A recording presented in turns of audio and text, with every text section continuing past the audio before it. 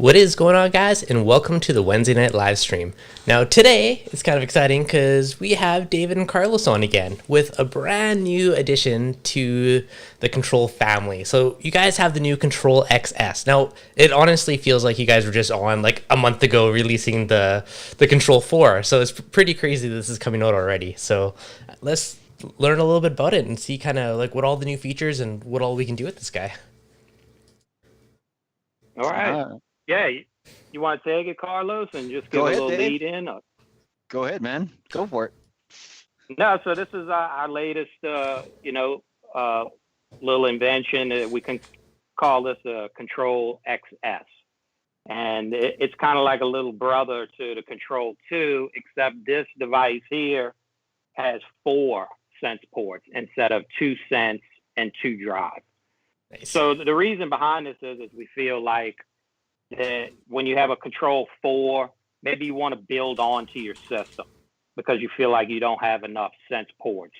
You want to add more of the accessories to the product. And so that was, one of the reasons behind it. And the other is maybe this is your entry point into the system instead of a Control 2. You don't want the DC drive ports. You would rather just have all of the sense ports. Okay, so that's kind of the purpose behind this device. All right, so this guy could be a standalone system instead. So this could be if you just want to do all the monitoring, all the inputs on it, or you can use it as an add-on to get a bunch more ports if you already have a Control 2 or 4, right? Exactly. That's pretty awesome. Exactly.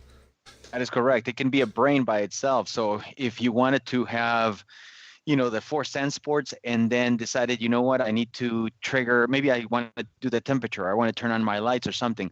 All you need to do is pair a Wi-Fi strip, which it can handle up to 8 Wi-Fi devices by itself. Yes. And all of a sudden now you have sensors and you have outlets to turn on and off. At the same time, if you add this into a collective with a Control 4 or a Control 2, then it also has the capability of becoming a master Wi-Fi and brain. So if by some chance or something happens, the Control 4 goes down, then this device will automatically take over the control of all your Wi-Fi strips so that they continue to work correctly. So technically that's the whole point about the Control XS. If you have a Control 4, that comes with 4 sense ports. So if you add a Control 2, in essence, now you've built a virtual Control 8.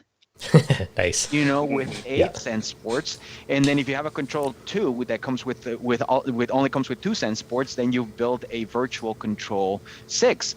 Or if you have a Control 4 control, and it goes on. What we're saying is that it gives you the versatility of adding more sense ports to your current device, to your current environment, or at the price of $159.99 for the box only, or $199 for the box and a Wi-Fi strip. Nice. That's also a very good option for a freshwater tank. Yep. Or even like an add-on nano if you just want to monitor stuff. I mean, it's a great way to just add on extra sensors and everything else. So not necessarily just monitor, because if you add the Wi-Fi strip, you can control. You got a controller. Perfect. Yes. No, that's pretty cool. Exactly. I love that it can be standalone or add-on. That's really cool. Yes. Okay, sorry, go ahead. Yeah, it's all about trying to, everybody wants to build a system, and you don't want to be limited by saying I have to now buy another $350 device, which would be a Control 4 by itself. Now I can buy a device for $159, and I can build my system larger on that smaller footprint price-wise, and adding all the accessories that go along with it. And also the redundability, when you have a collective, that you have that hive mentality where 2 brains are better than 1, 3 brains are better than 2, and so forth. So the more devices you add to the control environment, the more redundancy you'll have if something were to fail. So basically every brain can kind of take over if something happened. If one went offline for whatever reason, the next one could take over and then basically run the show for everything. So it's kind of like a backup redundant network, like a mesh network in a way. Exactly. It's almost like a mesh network. Yes, exactly. Exactly. So that's what that's the Control XS. You know, and I think most people kind of knew we had the code name SenseBox back in the day, you know, and everybody's heard about the SenseBox. And you know, I can see some people asking, it's like, where's the SenseBox? Well, you know, the problem with the SenseBox is that it misses out on what it really can do. And we thought that Control XS was a much more encompassing name, because the SenseBox really sold the device short. You know, it didn't really accomplish in communicating all the features that it has, which is, it is not just a module. We don't make modules. You know, we actually have devices that can work by themselves, and then you can build upon it. So for those people that are, you know, maybe saying that it's too expensive, well, you know what? Yes, but you don't have to start with an $800 system. You can start with $159 or $199 for your daughter's nano tank, and then you decide, you know what, I'm going to upgrade my tank. I don't have to go and buy another $800. Maybe, you know what, I'll just grab my daughter's nano. You know what, I'll just grab my daughter's controller, add it to mine to expand, and I'll order another one for her. Yeah. No, it's pretty cool. I love that it can be standalone or add on extra. Like it makes it very flexible that way, which is awesome. I'm glad really happy you guys went that way. And as everything, the Control XS takes advantage of the Hydros app, which is no coding at all. You know, so that's one thing that we like to emphasize. It's 2021. You know what? There are websites out there, that has made a living of, you know, being able to give you advanced coding without actually having to write code. So for those people that tell you that you need to code, or that code makes everything better, it's not, you know, that's just not right, because it is 2021. We figure out features, you know, we figure out ways to make it easier and also versatile. Yeah. No, that's pretty awesome. Okay, so now I guess this is kind of a good question, because lots of people are going to be wondering, which one do I buy, right? So you got the Control XS, you got the Control 2, and Control 4. Who would each one of these be for? Like, I know obviously depends what you're going to do with it, but there's a lot of new reefers of like which one to get for. So how would you advise your director? You want to identify your system and what you want to do. Yes. Is really where we kind of, you know, figured this fitting in. It's, what is your system and what do you want to do with it? And then from there, do you have a budget? And that kind of can fall in line. Is that how you say it, Carlos? Yeah, I think so. And that's why we see it, because let's think about it from a standpoint of a complete beginner, a newbie. Yeah. Okay, a newbie is going to walk out with a 20-gallon tank. It's probably going to have light, right? It's going to have a heater, and it's going to have a what is it, a canister filter or some kind of, you know, hang-on filter in there. That's what it's going to do. So in that case, you really don't need the drive board. You know, when you're a newbie, you haven't even thought about the ATO. You don't even know the ATO. Actually, you don't even know until the water evaporates, or you even think about it until it actually happens to you. So, you know, at this point, it's like, what do you need? You need sense boards. You need sensor for the temperature, and maybe eventually you're going to need sensor. You're going to need a sensor for your water level, and eventually you're going to need a sensor for your leak detector, because somebody's going to tell you, it's like, hey, watch for this. So that's 3 sensors right there. Right off the top, right there, you're out. You can pretty much cross out the Control 2. You go right to the Control 4. You're the Control 4, or you go to the Control XS. Yeah, you know. And then if you want to add the ATO, well, you don't have a drive board, but that doesn't necessarily prevent you from adding an ATO. All that means is that you're going to connect the pump to a Wi-Fi strip instead of directly to the control.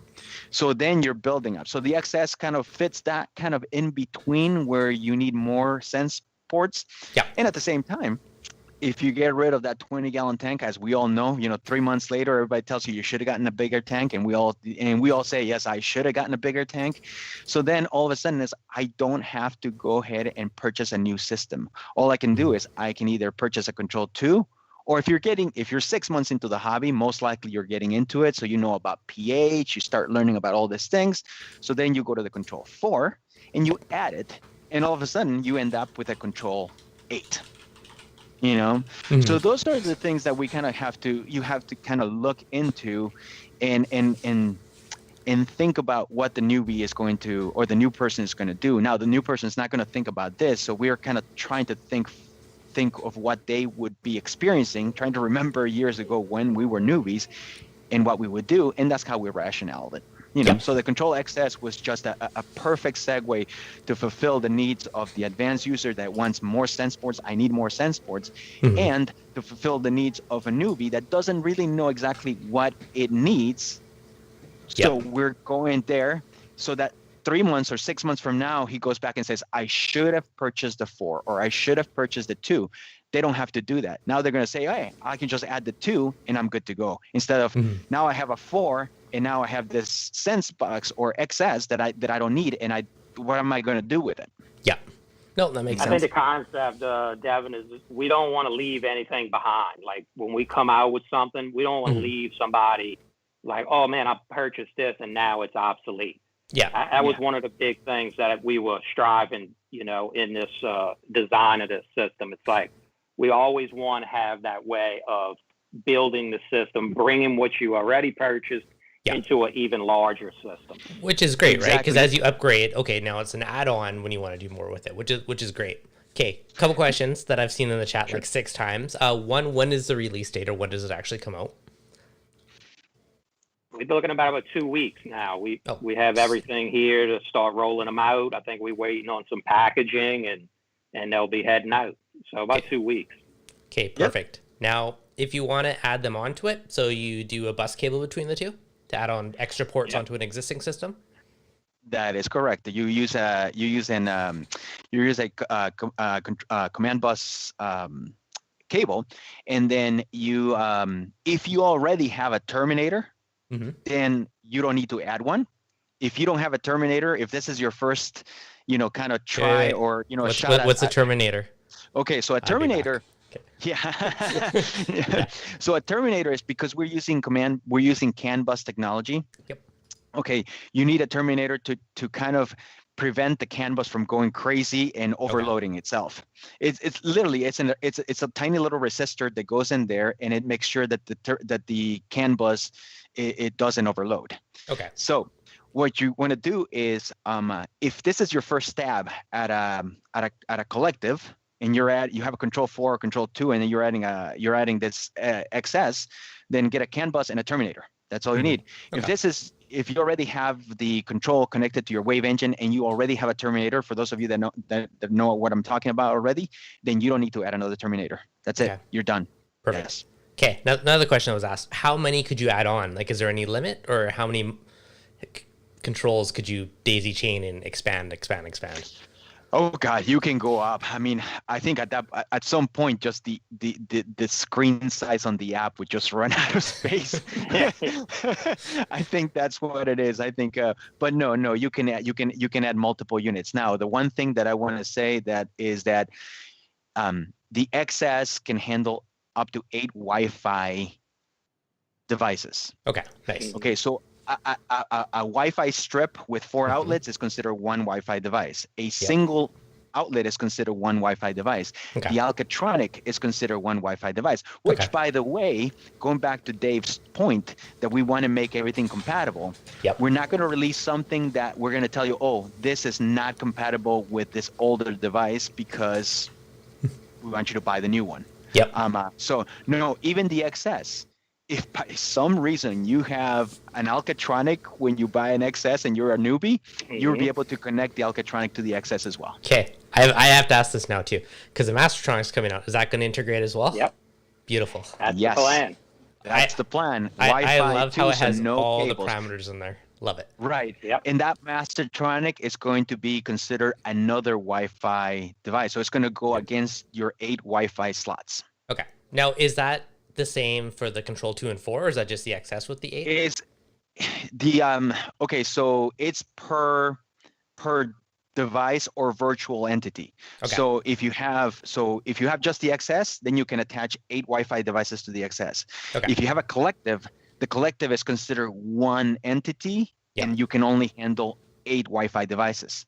Okay, perfect. All right, so I have 2 Control 4 power strips. I have the Control 4 and Alcatronic, so I'm up to 3. I'll have the Mastronic, so 4. I'm still lots of room. We're good. You got plenty of room. You're going to be just fine.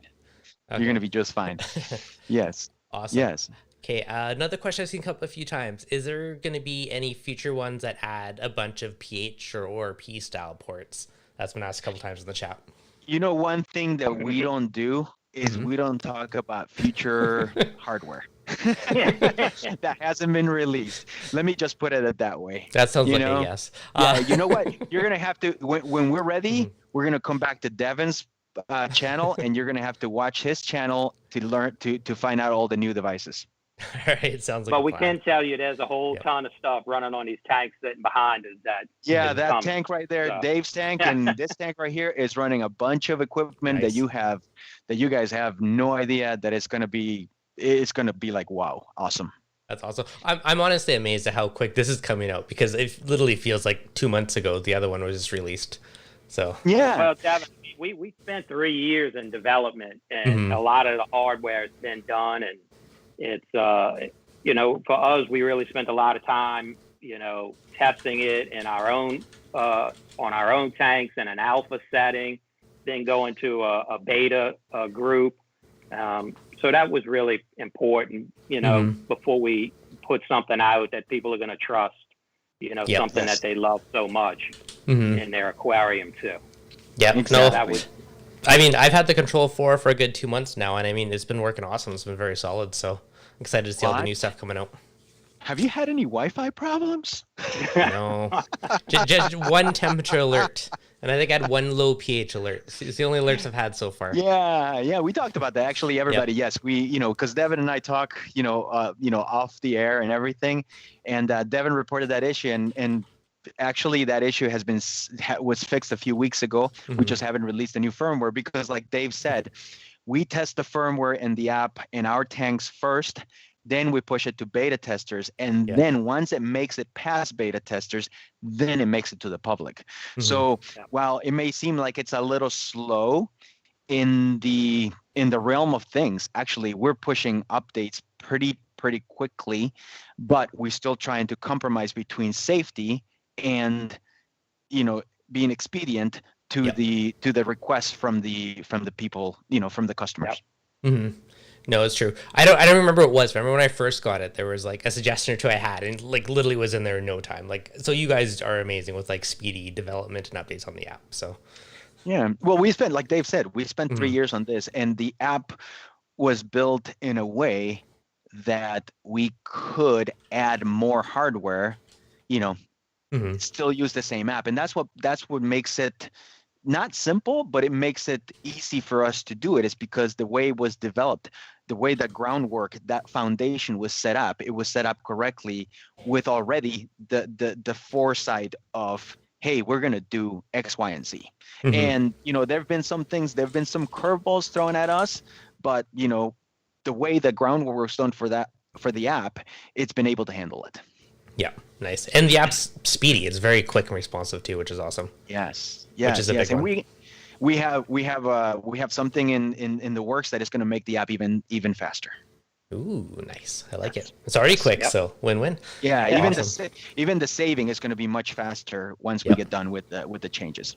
Nice. That is awesome. One thing that actually did amaze me is how quick it is from the app. If I turn it on or off, like a second and it's off. Like I'm change my skimmer cup, quickly flick it off. Like it is fast. However you did that, like it's surprisingly quick. Like way quicker than I expected it to be. I'm just saying it's fast. But what I'm saying is, people keep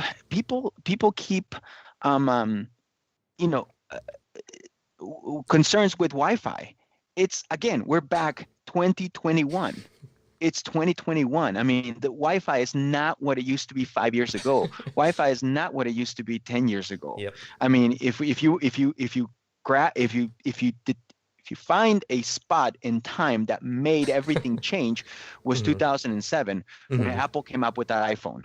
because it pushed every developer out there, Samsung, and even the Wi-Fi developers to come up with hardware that could handle the load. And the number of devices that connect to our Wi-Fi routers today is way different than it did 10 years ago. And the way our routers can handle it is incredible. So Wi-Fi, you know, anybody that's using scare tactics to keep you away from using Wi-Fi, you know, it's like just no issue. Come back to, you know, no issue. You haven't had any issue. I mean, my guy, Carlos, they got people with pacemakers in at a Wi-Fi control. I mean, so, you know, obviously, if the medical community can trust it, then I think maybe we could take a look at it for our aquariums, you know?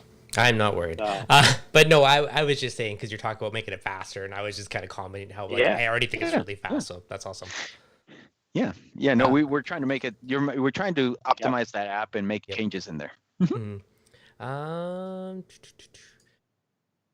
Smoke and Reefer, can you explain how it would control Alcatronic? I don't think it controls it, but it pulls in all your readings from it.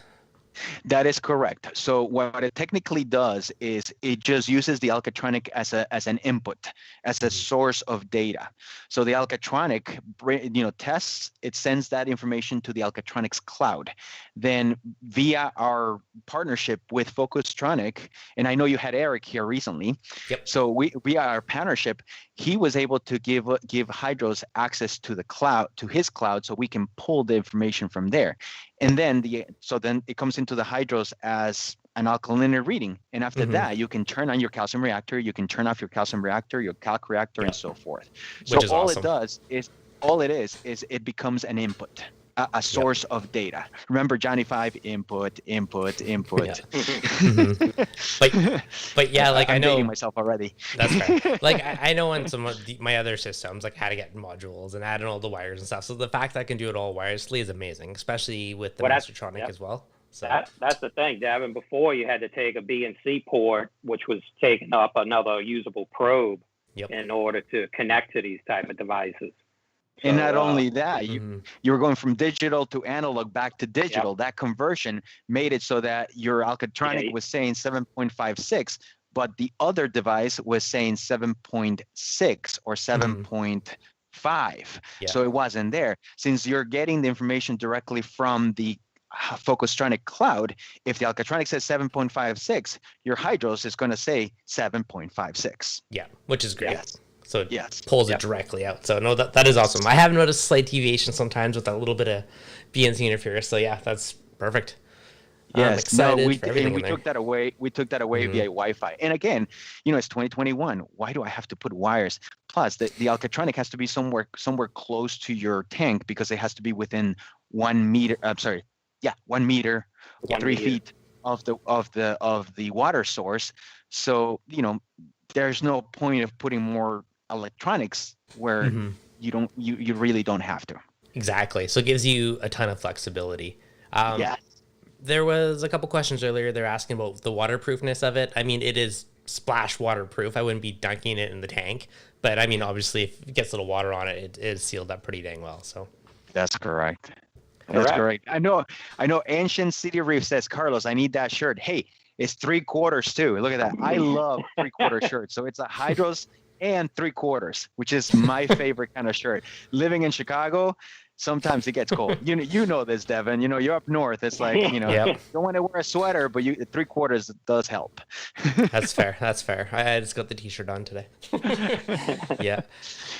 So now, let me ask you a question. Ask away. So far, how is the Hydros treating you? It's been solid. It's been good. I have it hooked up to the filter roller. I have it on the turf scrubber, my torque reactor, the skimmer. Got the optical sensor in the skimmer, which I freaking love that thing. So if it ever gets too high, it turns it off. I love the one that goes through the cup. That thing's on there. Got the temperature sensor. What else I got it doing? I think that's its main uses so far, but I got some more stuff in the pipe once I get around and so to far, it. programming. I mean, I don't remember you asking me how to program anything. So programming's dead easy on it. I mean, how many inputs you want? Oh, I do find, what's it called? Like just the generic outlet one where you can pick all the inputs. I just use that for everything because you're like, oh, if this triggers this or that triggers that, like super duper easy. So did an excellent job on the app. Exactly. So you're a great example of, I know I hear it, I read it on Facebook, and it's like, well, it doesn't have coding, so it's not as good, but Well, mhm. based on what you said, I mean, actually we can do and or statements, which is something that the other controllers cannot. The big thing too for me is that those logical things, right? If you're like, okay, if this and this or that, or like just the multiple inputs just makes it super easy. Exactly. And then you have Yep. the combiner. So you can have a generic with 5 inputs Yep. and another generic with 5 inputs, and then use a combiner to say and or. Mhm. And then you got yourself a very, very complex syntax in there, which is something that the other devices cannot do. Yeah. So just because you cannot actually write the code doesn't mean that you cannot code. You know? I have not yet found something that I haven't been able to do that I want to do so far. So far, so good. Fantastic. Let That's us what I know want if to you hear. find it. We always Yep. open to any hearing feedback and what we can do to improve, and we definitely want to hear from you. Yeah, I know, definitely. I'll definitely let you know. But so far, whatever I've thought up, it's been able to do just through click, click, click, click. It's been easy, so that's been good. Yeah, and we're all for, Dave and Dave, everybody here, myself, and everybody at CoralVue, we're all for transparency. So it's like I don't mind making it public. I know when you first got the controller, you had a little bit of an issue pairing those Wi-Fi strips. Yeah. And I remember that. And then you told me about it. We pushed an update, an app update, and a firmware update within like 5 days, and then I reached out to you, and the issue went right away. Yep, that was literally the only little thing I had. Then after the firmware update, everything's been perfect. So it's been good. Yeah. So I mean, hey, you know what? Anybody that tells you that they're not going to have any problems, they're lying to you. It's how quickly you can fix those problems that actually makes a difference. Nope, definitely. Question in the chat: will there be offering a wired powered strip in the future? You know what? I go back to that one, guys. It's like, it's like we just can't talk about any future hardware, but it's all in here right now, and it's all back to Dave. That sounds like another guess. And remember what Dave said: we don't leave everybody. We try not to leave anybody behind. Yep. Excellent. So that sounds like you interpret that however you want. However. Yeah. So there's definitely lots of cool stuff coming on the pipe that you're not fully saying yes to, but I can tell it's back there. I can tell by that grin. Yeah, we're it's a lot of work. Yep. And it's and Dave can tell you it's a lot of headaches, but at the same time, Dave can also tell you it's a lot of fun. Yeah. 100%. Okay, Eller, you're wrong. This is a very good point. The key responsiveness, or the key is responsive to bug fixes, 100%, because you guys have definitely been on that for anything I've seen. It's been fixed like, days. Thank you. So that's awesome. So we try, and that goes to the fact that we actually have, the engineer and the software engineers working full time here. We're not outsourcing to anybody. We're not trying to outsource it overseas. And on top of that, the software engineers and the engineers are hobbyists too, which makes it so much easier, because if Dave and I and Jeremy miss something, the engineer would come back and says, wait a minute, guys, but if I'm doing this, I can't. And then we're like, oh yeah, you know what? Let's go ahead and make those changes. So they have that implied knowledge that is not something that you get if you're just trying to write somebody instructions and they're just pretty much doing whatever you told them to do on the paper, on that paper. Yeah, the power of in-house development, eh? Yes. It's the power being able to, the power of the developer actually using the product instead of just creating it and handing it over to somebody else. Yeah, very, very, very true. Very true. I have, on a completely unrelated note, I have outsourced stuff in coding in the past, and it's always a pain. So I do appreciate having the in-house aspect of it. And coding doesn't have to be, I think coding is great for those that know how to do it. Yeah. Coding is great for those that know the syntax. Coding is fantastic if you know how to do it. Coding is fantastic if you enjoy doing it. But do I want to go and do something else? No. I don't have the time, and I don't want to do it.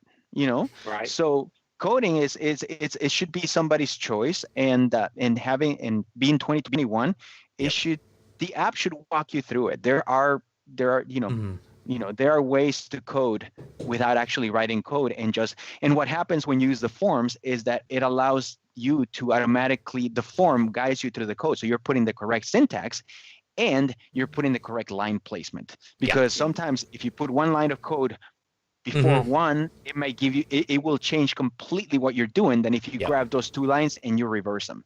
So question. Now in the Hydros app, does the order of operations matter? Which one? What do you mean? Like if you're doing, I guess it doesn't matter if it's an or. No, it doesn't matter. Yeah, it doesn't matter. Because you have and ors. You have and ors. It's not just and. The other systems don't have an and or. They rely on and, and it just depends on the system and the way you put it. But when you have and ors, it doesn't make a difference. Yeah, no, that's fair. Okay, that's good. But yeah, no, it definitely is easy. So you guys did an awesome job on that one. Yes. Just quickly scrolling through the chat, making sure I didn't miss anything, because I'm sure I missed a ton. Lots of people talking about this love of programming. No, we try to do it. I mean, for those people that say, well, I can't grab, somebody brought to me today that somebody said that, the beauty about code is that I can grab the line, I can grab the code, copy and paste it on somebody else's, device, or I can share my code. And that's fantastic. I love code sharing. The problem with code sharing is that I understand what I'm doing, but if I send that code to you, Devin, you might not understand what it is there. You'll copy it and it'll work. But in the future, if you want to make changes, you're not going to know how to do it. But if we use that user interface form, then you learn how to do it. And once you figure it out, then you can do the future ones and you don't have to go and reach for support, So, again, the way the app was laid out 3 years ago and the roadmap was not only to make it easier for us, but for the consumer, but I think, what, it was a little bit of selfishness in there. It was making it easier for the consumer so they wouldn't have to contact us, for every smart strategy. Yep. Okay. Two questions from the chat. Will there be a salinity probe one day for the Hydros? And can you explain the linking together again? And where do we get termination end? Okay.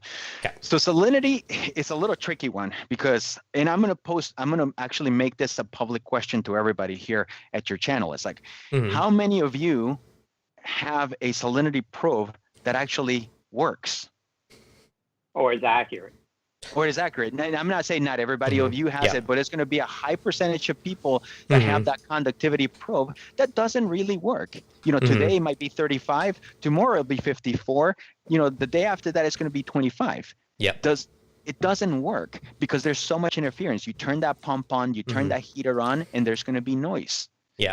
So we are not going to do a probe salinity because it doesn't work. Okay. Now we do have other things in the works that are going to be better and completely isolated from electricity that will work. We can't say anything about them because two things: we don't talk about future developments, and for something like this, we need to talk to our IP lawyers because we have to protect our ideas. I don't want to say it doesn't work, Carlos, as far as the probe. I just felt like if we were going to go in that direction, why were we going to sell something that was going to be problematic, that so many people gave us feedback that it's worthless and I can't get a good reading. In my mind, it was like, why are we going to do that? We would just be a Me Too company at that point. Yes. And I'm trying to think outside the box a little bit in what we're doing. And that's why we're going to go in a different direction. And right now it's definitely something in the works. Okay, no, that's awesome to hear. I mean, I will give GHL a quick shout out because their conductivity, I think it's conductivity though that they do. But that one actually has been super accurate, where other ones I've had have been a little flaky. So, so I think they're doing conductivity though, and like mapping an algorithm or something. I don't know. They're differently, but yeah, most of the ones I've used have been hit or miss. Well, it's not really a salinity probe. They're all pretty much conductivity probes. That's what they are. But for every person, I think without looking statistics, for every person that works, there's another person where it doesn't. aquarium cabinet And look, solutions. there was ways we could fudge these readings with software to try and shore it up, but I just didn't feel like that was something we were looking to go after. So yeah, just keep an eye out. We got a lot coming, and look forward somewhere near in the future. It definitely. Okay, Aquarium Cabinet Solutions. Thank you for the super chat. I've seen hydros for the UK. Is it available overseas right now, or is there plans to be? We got a ton of interest from overseas, and I apologize for not getting back to everybody. But right now I feel like we need to solidify our market here, and we still got a lot more to do. And until I can feel like we gonna make the best effort in going overseas, then I just assume just hold off. But it's definitely gonna happen. Just please, bear with us a little bit and let us roll out some more of the hardware and so keep an eye out. Okay, awesome. Now, the one other question they were asking earlier was about just the termination thing, kind of with the CAN bus. Just explain how that works. So there's a couple questions that I saw a few minutes ago. So what you got to do is let's say you have a control 4 or control 2 already, and then you're gonna, I need more sense ports. So let me go ahead and add a control XS. So what you're going to do is pretty much go to our website and purchase a command bus cable. And that's the cable that goes from the command bus port on one device to the command bus port on the other device. Okay. And you just plug them in. It doesn't matter. Each device has 2 command bus ports, so it doesn't matter. They're both the same. So doesn't matter for anyone. But because we're using CAN bus technology, then we have to have a resistor to prevent the communication from overloading. So what you do is literally you grab this little GX12-2, which looks like, let me grab one right here because I have plenty of them right here myself. Perfect. When I have to do DIY stuff. So it looks like this. Okay. It looks like that. It looks like a connector with nothing on it. Yeah, it looks like a connector with nothing on it. And then it's got a little tube in here, a little blue tube that tells you what port to connect it, because again, everything on the hydros is color coded. And then all you do is when you connect the control 4 to the XS, you have 2 CAN bus ports on each end. Yep. The cable is going to take 2 of them. So now you have 2 free. Yep. So all you got to do is in any of the 2 free, and either one of the 2 free ones, you just grab this terminator and connect it to it. Perfect. That's it. So it just kind of closes the circuit, tells them to stop hunting for more devices. Yes. Okay. Exactly. It's not a hack. Some people may think like, oh, what is this? It's just a part of the spec for the protocol, which is CAN bus. It's what they want to have at the end of that bus.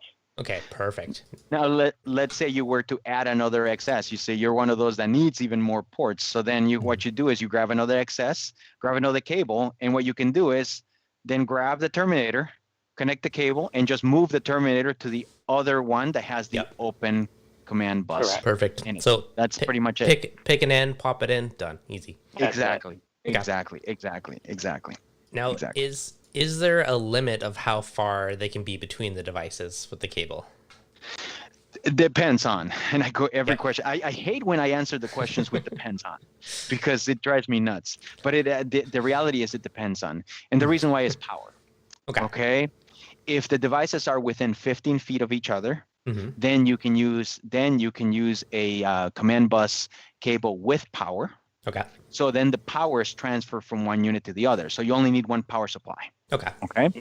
But if the distance is more than or greater than 15 feet, then the power is not strong enough to make it that far. Yep. So what you got to do is you end up with a data only cable. Okay. And the data only cable, all it does is it transfers communication, but it doesn't transfer power. So you need a power supply connected on the other end as well. Okay, that makes sense. Perfect. And typically, if somebody's going that long a distance, you're gonna, have it in another room, so you'll have an outlet or something, to plug that power supply into in the other room.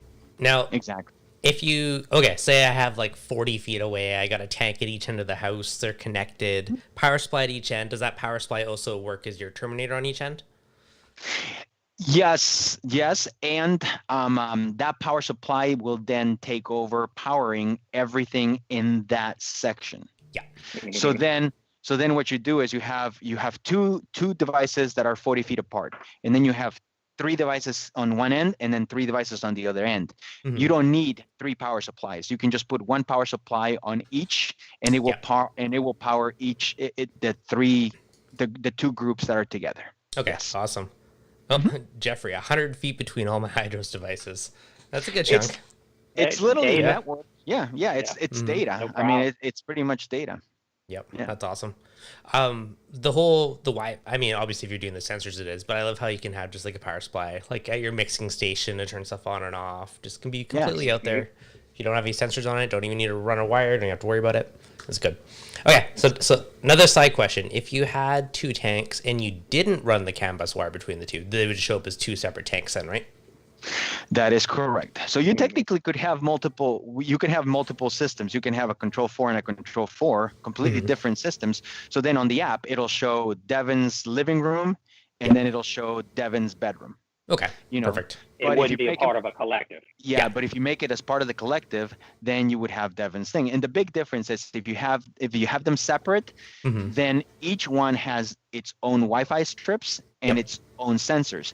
But neither of them would be able to see each other's Wi-Fi strips or sensors. Okay. So by putting them as part of the collective, like we talked about it earlier, it becomes a virtual one system entity where all the devices share. On the app, you would see the sensors for the Control 4, and you will see the sensors for the Control XS, and you can pick from anyone. Yeah, that makes sense. Okay. So basically, do you want it to show as one big collective or tank, or do you want it to be multiple ones?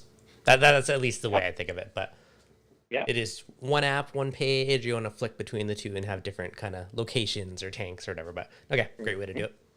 Correct. Beautiful. Any other questions we missed? Okay, so this is pretty cool. Okay, so what was the MRSP on that? I did see that one come up a couple times as well. The $159.99 just for the unit by itself, or as a starter pack, it's $199. Perfect. Awesome. That'll get you with the Wi-Fi strip and a heater probe. Yeah. Oh, nice.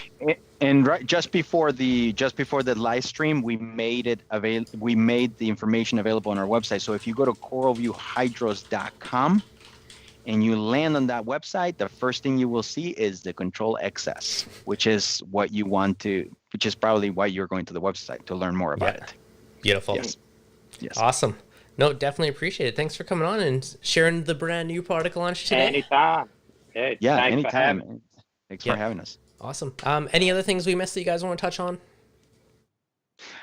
No, I mean, we wanted to announce the XS and then talk and then just ask you a few questions about how your experience with the Control S. So, so far you're happy. So thank you. It's been solid. So keep up the awesome work, and then appreciate you guys coming on today. We'll have some other accessories in the works too. So yes, keep an eye out for that. Not just from the hardware side.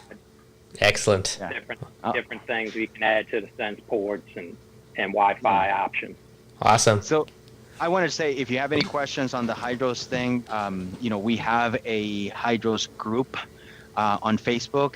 Is official CoralVue Hydros community users. We also have a actual community forum, like a bulletin board forum, because I know the problem with Facebook is that you can't search. And if you go to Google doesn't index Facebook. So, it's sometimes you're asking the same question over and over and over again. So we do have a forum.coralvuehydros.com that you can register, and there's a lot of people in there that are happy to use the product. We have actually our DIY section has grown exponentially. It's amazing how many people are on DIY. So we have a whole bunch of information DIY there. Love it. We don't have that many. We don't have thousands of customers, but the ones that we have are willing to help. And because there's not that many, you literally right now you almost get one-on-one help because there's a lot of people willing to help with this new system.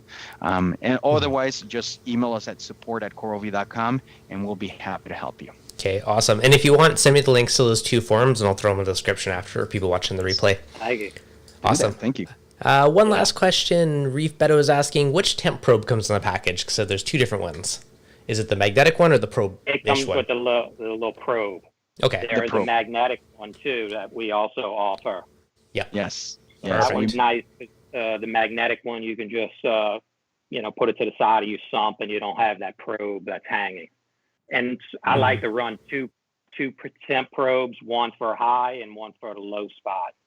Yeah. So there actually is a difference, especially running in a sump when it's cold. And also I do that too because usually a temp probe, and I know Dave has been kind of like I don't want to say victim of this, but it's kind of like you're working, you're cleaning up, and all of a sudden you move your hand and the probe comes right off. And the little probe Remember comes that right happened out of to the me. water. It came right out the water, and we couldn't figure out what was going on. We couldn't figure out what was going on. I'm like, I wanted to be nice. Like, Dave, did you check if the probe's in the water?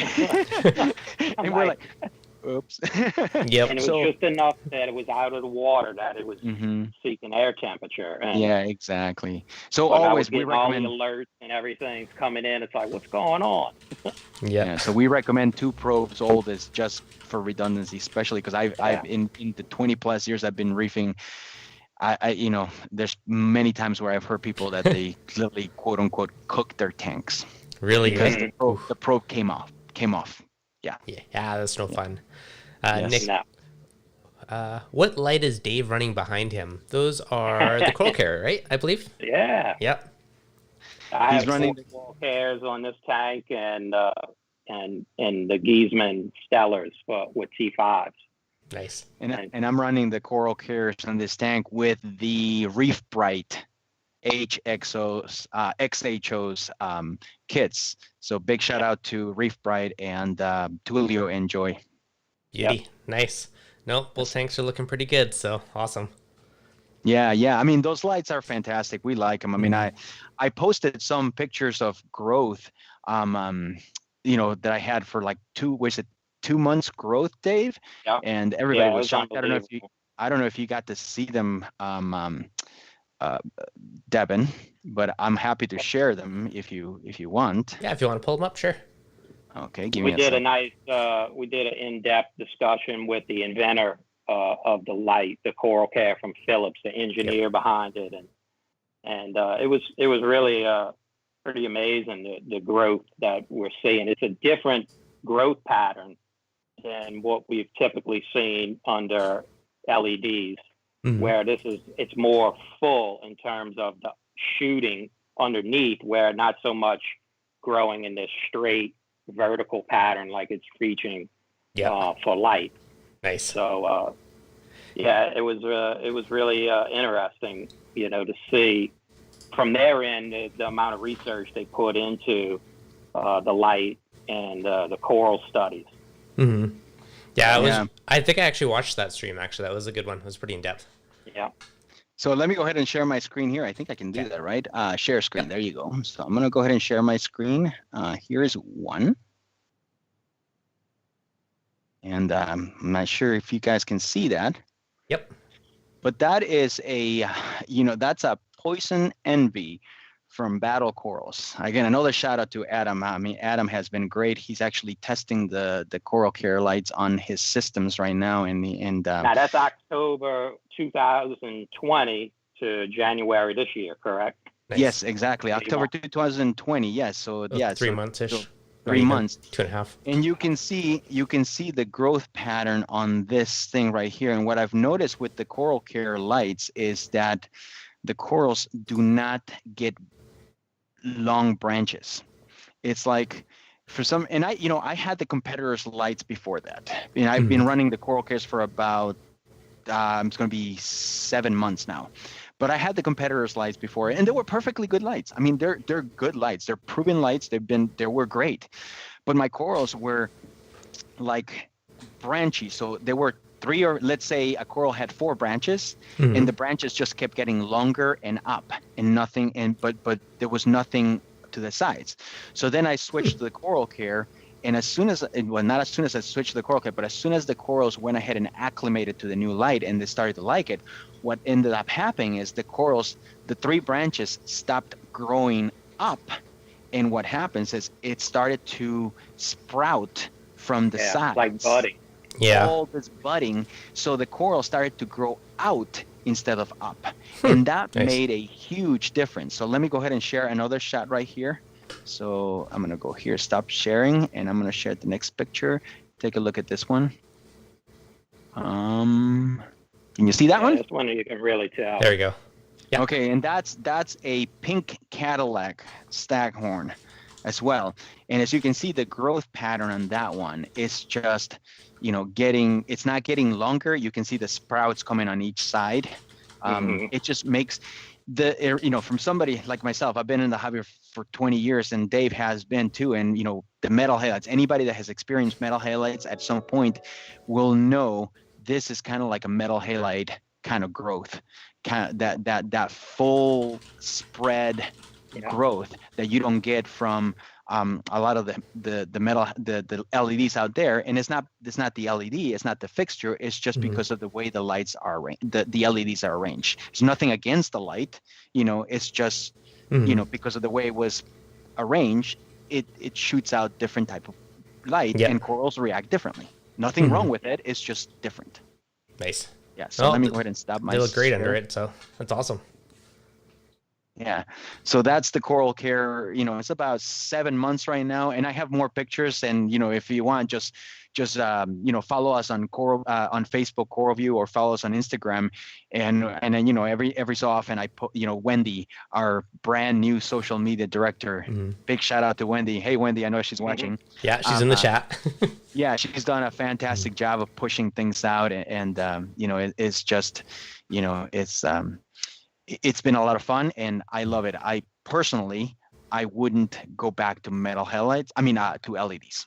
Yeah. To the other LEDs. I was going to say you have LEDs. Yeah, I'm not.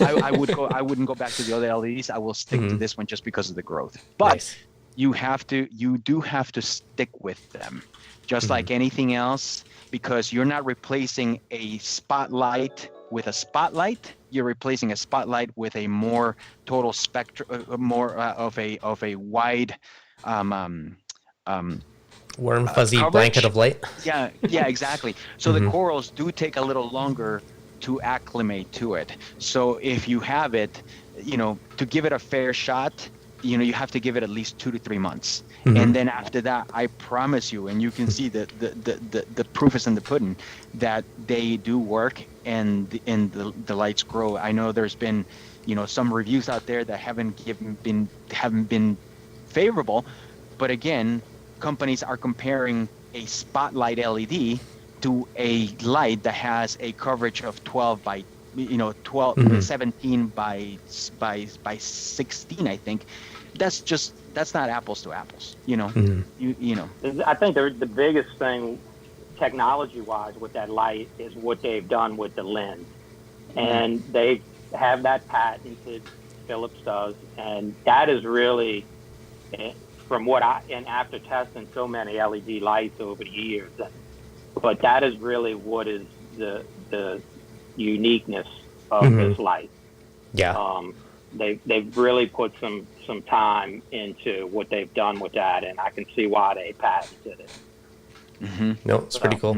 Well, your tank's looking great underneath it, so thanks for the little good. bonus. We're about to make a move, Devin, so it's all coming down soon, and be a lot of coral here. I'm not sure what to do with, but I have to send some up to Chicago or Canada if I can. I told him to tear it down and start again from scratch. Yeah. You don't get a chance. Most of us would like a chance to do it all over again, and the things that we would change. So I said, Dave, just tear it down, start again. It would take a little longer, but you can do it the right way. Well, if you're moving to it, the amount of time in this thing, you just go bigger, and then you'll have lots of free space again. Oh, it is. It is good. He is going bigger. Trust me, that thing is going to be humongous. Nice. Can't wait to see it. Yeah. Hopefully you'll be able to come down. Maybe they'll open up and come down and check out the office. Yeah, he was supposed to. I guess you heard the Aquafest was canceled again. So I know. I'm hoping for 22, and it will get you down here at the new facility and That'd check be it awesome. out. Yep. Hopefully Yep. next year life will be back to normal. Let's go to shows, Right. and travel, I see know. the world, see the reef tanks Yep. again. Awesome. Well, Yeah, and I know Derek said, oh, never mind. Derek says Carlos announced a new salinity probe, and I'm like, no, I didn't. But then he was just being Derek. So never mind, man. Sounds about right. Yep. That's funny. All right. Well, I appreciate you guys coming on today. Thank you. Yep. Thank you. Always love seeing the new products, and you guys are rocking it. So keep them coming. Thank you very